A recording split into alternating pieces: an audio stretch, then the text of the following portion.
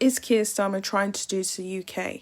He's only just gone and committed the taxpayers' tight purse to another deal that doesn't actually solve the issue of illegal migration in the UK. Two-tier Keir has done it yet again. Starmer has agreed a deal to deport migrants arriving in the Chagos Islands in small boats to a British island territory. Refugees arriving in the Chagos Islands will be removed to St Helena, another UK territory more than 5,000 miles away in the Atlantic Ocean. The deal was reached in the wake of a political agreement for the UK to hand the Chagos Islands over to Mauritius following negotiations that began in 2022. That decision, announced earlier this month, is designed to secure the future of a secretive military base on the island of Diego Garcia, but it has also left the UK without sovereign territorial control over the islands. Under the migrant deal, the government of St Helena has been handed $6.6 million to house any migrants that arrive on the Chagos Islands until the full agreement has been worked out. But there has been opposition from within the territory, with a St Helena councillor warning that an influx of migrants could cause a cultural shock.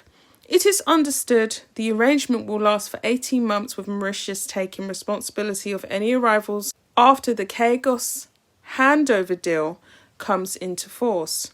Foreign Office sources have said that migrants threatened the operation of the airbase, which is set to remain under UK-US command after Mauritius takes control of the islands. While the base will remain on the island, the agreement has triggered fears that China could be permitted to establish its own bases in the Chagos Islands, as well as raising concerns that Britain's control of the Falklands could also be under threat. It also sparked anger among Chagosians, who have accused the government of excluding them from talks, very much like what they've done to the UK British public regarding talks about handing over the Chagos Islands to the Mauritian government anyway. I mean, we wasn't consulted. Now, it's very well that Keir Starmer is adequately sorting out the handover of the Chagos Islands to the Mauritian government, but what about our issues with illegal immigration over here? Our shores in the UK are swamped with illegal migrants rolling up to the UK at a rate of 134 boats a day, filled with mainly men, only 1 out of 10 being women or children. Prime Minister Sir Keir Starmer said he will take tougher measures to smash the gang smuggling people to the UK, but if anything, migration, or should I say illegal migration, is only increasing in the UK, with no available social housing being replenished to house them or the UK's British citizens.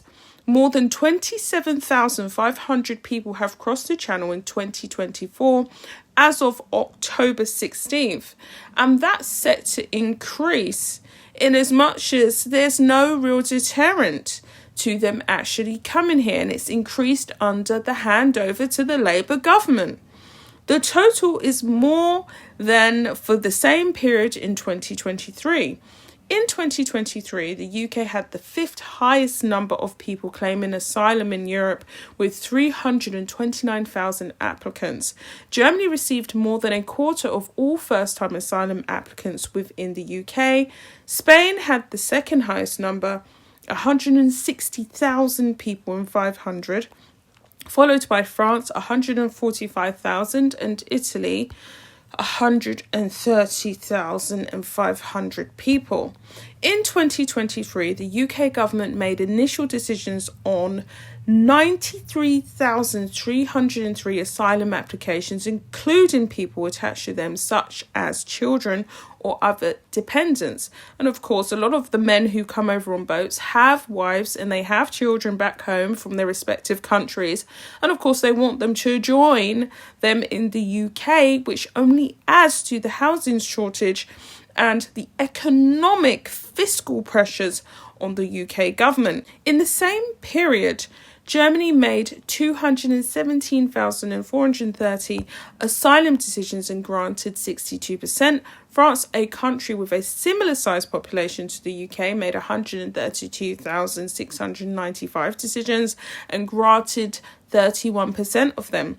Additionally, it has been documented nearly 63,000 people who were waiting for their cases to be processed at the time of the general election are expected to be granted asylum by the Labour government. The Refugee Council said the government's decision to scrap the plan to deport people to Rwanda and accelerate claims meant the asylum backlog was forecast at 118,063 people at the start of 2024.